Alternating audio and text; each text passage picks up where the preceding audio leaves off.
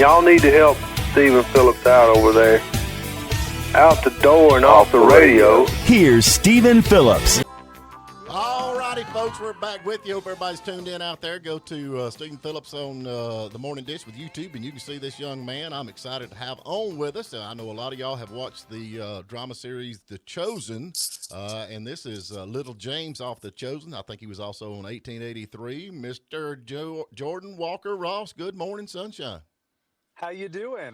I'm glad to be here. I'm tickled to death, man. I appreciate you taking your time and coming on and talking to all these folks out here. But anyway, man, you were on The Chosen. My wife that is absolutely her favorite TV series. I think she's watched it twice. Wow. That's the thing. The fan base is just so passionate about this show, and I never would have imagined it would have grown to what it is today. But now we're pushing 400 million views, so it's been a ride. Oh, man, I'm tickled to death for you, man. I guarantee you. But now this is something that I don't know if anybody knows, but you actually have a disability that you've struggled with over your lifetime, and it's kind of helped you with this series. Can you tell the folks a little bit about that? Of course, yeah. So I have cerebral palsy and scoliosis, and that was something that mostly had a negative impact on my career prior to booking The Chosen. I had been told by casting directors and agents that I needed to tone the limp down or lose the limp, things like that, as if it was a choice. Right. But it was that was something I struggled with for a long time. But then whenever I got The Chosen, the creator of the show, Dallas Jenkins, had noticed my limp. And he came up to me at one point when we were shooting the first season and asked if I, what was wrong and, what my condition was. I explained it to him. And then he asked if that's something I would be open to him, embracing and making part of my character. And it was scary at first, being like having to share this thing that I was the thing that I was most ashamed of, the thing I hated most about myself. Right. And to know that was going to be front and center for millions of people to see. But after we made it part of the story, I started getting all of these messages and emails and comments from people saying that it meant a lot to them because they might have a limp too, or maybe their child has scoliosis and gets bullied in school just like I did, and things like that. So I realized the more that I opened up about my insecurities and my condition, the more other people opened up and the less alone everyone felt. And The Chosen was a big part of helping me to learn to love and embrace the things that make me different. But I think it's great, man. I really do. I mean, I don't look at it as a disability. I just look at the way you are, and I just think it's crazy that and they do that. They want a very perfect person on TV anymore, seems like, but I think it's kind of opening up. But you with the limp, but I mean, you have a limp, which I don't think that's a big deal. You could be like me. You could be fat and ugly. You know what I'm saying? So at least you're good looking. And that's really hard to cover up. You can't lose that. We've tried to get him to lose it. You can't. Like, did you lose the look and the fat? And I'm like, no, it ain't going to happen, man. It ain't going to happen. Jordan, I've got a question for you. What was because this is a show that deals with the topic of Jesus and The Chosen, what was your religious background, if any? So I grew up Episcopalian, and it wasn't really much of it wasn't a huge part of my life growing up. It was more social and cultural, and it wasn't as much it wasn't a deep spiritual thing for me or my family, really. But the over the years I've kind of found my way back to my roots a little bit more, and The Chosen has been a part of that, getting to live out these stories that we all grow up hearing, but getting to actually be in costume with other people. Like, obviously I'm not actually talking to Jesus, but doing these scenes with Jonathan, who is incredible at playing that role. Yeah. It's hard not to have a spiritual experience doing that. So it's been special. It's kind of like working with Stephen every day. It's a spiritual event. Hey, I'm far from Jesus, man. I'll guarantee you that. But you're Baptist. Hey, that is a great show, though, man. It is absolutely a great show. And now y'all got how many, 2 seasons? Or are there going to be a third season coming out? Yeah, so we are gearing up this month. Actually, we're starting production on season 3.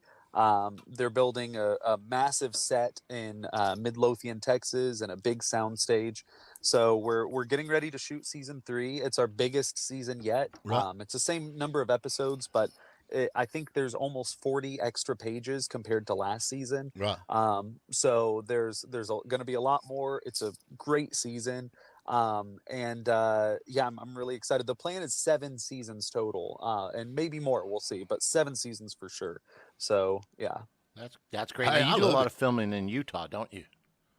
Yeah. Last season we shot for about 2 months out in Goshen, Utah. They have a huge first century Jerusalem set that they were gracious enough to let us use, and it was unreal being there. It felt like we were stepping into Jerusalem. It was crazy, but we'll be back there a little bit as well. So I'm Awesome. excited to get back onto that set. So now, how many? I mean, this is a big set. I mean, how many people is actually involved in this as far as the actors and the stand-ins and that kind of stuff? For you, look, do you think?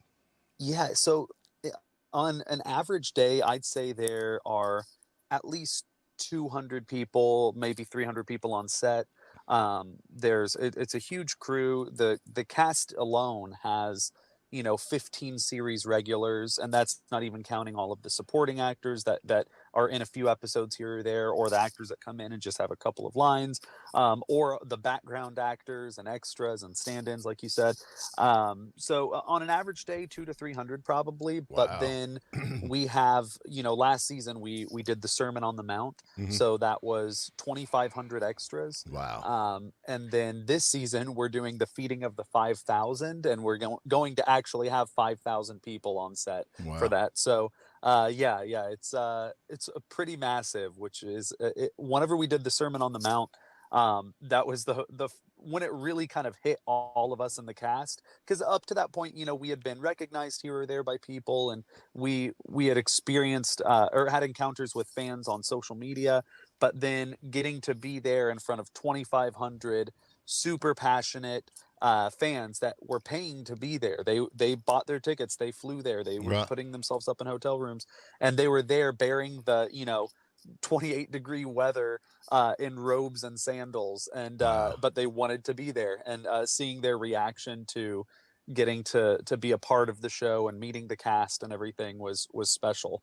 Folks, we are talking to Jordan Walker Ross. Go to jordanwalkerross.com and you can see all the stuff that he's got going on. Very interesting guy, very interesting guy.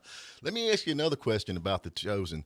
Y'all look like y'all are having so much fun shooting this thing. Is this not just a blast? I mean, I know it's got a good message and all that, but y'all just look like y'all are having so much fun. Yeah, there's some shows and projects I've been a part of that it feels like people are just kind of clocking in and clocking out. They're just kind of showing up and doing the work, which is fine. But The Chosen it doesn't ever feel like work, and Hmm. that's not to say that we don't work hard and that it's not emotionally draining at times because of the subject material that we're working with. But it's having this group of people and the cast and crew. um I can't imagine doing it with anyone else. Like me and the cast, we have a group chat where we talk almost every day. Right.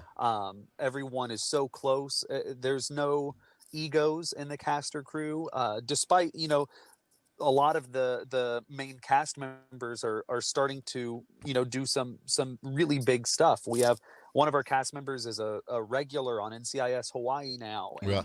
and Jonathan, who plays Jesus, is currently shooting a movie with Kelsey Grammer and a bunch of other people in it. And people are starting to get these really big opportunities, but everyone is still level-headed and kind, and we all remember that, like, the reason we got into this career in the first place, which is because we love it and Right. we love making movies, and we love telling these stories, and getting to do it with a bunch of like-minded people who are just as passionate about it. And a cool thing is, not everyone in the cast and crew are Christian necessarily, or Right. even religious at all. There's a lot of people with other faith and spiritualities Right. and backgrounds and upbringings, but everyone is able to kind of buy into, like, this story and these characters and this message, and support each other doing it. So it's a very unique environment for sure. When you talking about venturing out into other projects, you were actually on the series 1883.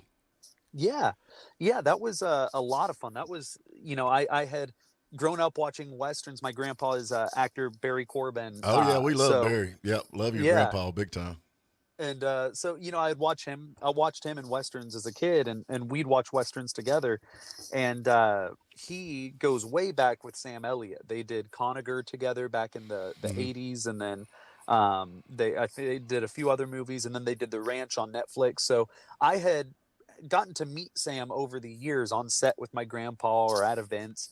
But it was really cool getting to work closely with him every day for, 5.5 months. Oh yeah. And it was cool. It was, getting to work with all of them, getting to see this massive wagon train coming over the prairie, and, throwing the football around with Tim McGraw on set, that kind of stuff. It was one of those pinch yourself career moments.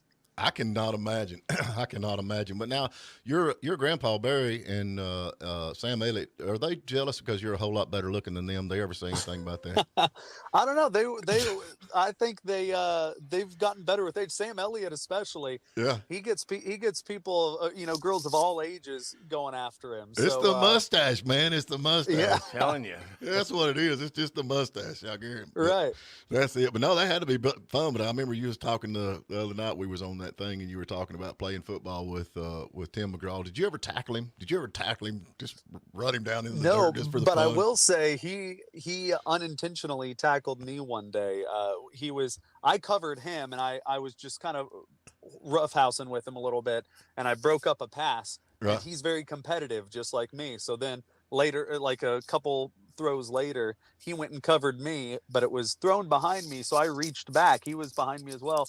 I was running full speed, and I had to reach back for the ball. And whenever I reached back, he kept going, and he ran into me, and it knocked me backwards. I didn't catch it, but Right. it was he helped me up, and everything was good. But he's a good guy. I actually just talked to him the other day for my podcast. It comes out next week, my interview with him, so that'll be fun. Well, tell us a little bit about that while we're everybody up here where they can follow you. Like I said, we're talking to Jordan Walker Ross. He is actually the little James on The Chosen. Go to jordanwalkerross.com, and you can follow all the stuff that he's got going on. But tell these folks about this podcast if they want to get involved and see what's going on with that. For sure. It's called What's Your Limp? And kind of like we spoke on earlier, with my character on The Chosen, and with the creator of The Chosen embracing my limp and my condition, my cerebral palsy and scoliosis, and making it part of my character. That showed me the more I opened up, the more other people opened up, and the more I learned to see my limp as a strength and not a weakness. Mm-hmm. And I slowly started to understand that just because I'm broken, or just because I'm different, doesn't mean I'm broken. And that kind of put this light bulb off in my head where I was like, why don't I turn that into a podcast? And, if just my character having this difference has helped other people, I know that everyone has a limp of some sort, whether it's physical or internal. So why don't I interview other public figures, actors, athletes, singers, etc., and talk to them about their limp, their struggles, their insecurities, and how they've overcome them, and how they cope. So that's what I do. I've now interviewed, like I said, I have Tim McGraw coming up. I interviewed my grandpa, Barry Corbin, a bunch of my Chosen castmates, a bunch of other really great actors like Paul Walter Hauser, who played Richard Jewell, Pat Healy, Scoot McNairy, a bunch of really, really talented people. So it's been a lot of fun getting to connect with all of these people that I admire on a deeper level, and hopefully helping some other people along the way. Well, Jordan, I'm going to tell you, we admire you, especially from what you've started with to where you're at now, and we'll support you anyway. And I mean, everybody, like I said, everybody has a limp. My problem is my mouth always runs when my brain is not in gear. So that's my drawback on life there, but it's caused a lot of heartache. But anyway, we're going to keep up with you. We have got to break and get to a break, but jordanwalkerross.com. Now that will take you to anything that you've got going on, right? Yes. Yeah. I've got all my social media, all of my information, any upcoming projects, all that good stuff. All right, well, we're going to keep up with you. We're going to definitely, and I'm going to be watching you on your podcast. And when is the season 3? When do you think it's going to be out? Because my wife's dying to know. Yeah, let her know. It should be out this fall. We'll be shooting this month, and we're shooting in chronological order, so we'll be able to start editing the episodes as we finish them. So hopefully sometime this fall, and ideally the entire season will be out by the end of the year. All right, man. I appreciate you, man. I respect you big time, no doubt about it, and love your grandpa, man. We've had him on 2 or 3 times. He is so much fun. He has got to be just a blast to hang out with. But anyway, thank you so much, and I appreciate you getting up. I know you're out in Texas an hour earlier than we are, and looks like you're in your car going to work. Where are you going? So I'm in my car. I came out because the kids are inside, and normally I do these things in my closet, but once they wake up, they start looking around for me, wanting some breakfast. So I came out here so they can't burst in on the interview. Hey, man, that bursting in on the interview and screaming and hollering, and that's happiness right there. I guarantee it. Young kids are. That's true. Yeah, we appreciate you, brother. Yep, you take care. Sure Thank you so much. You too. Thank you for having me. All right, bud. Thank you for spending a little time with us. And remember, you can tune in every morning at WJULradio.com at 8 a.m. Eastern. And please subscribe to our YouTube channel and like us on Facebook, The Morning Dish.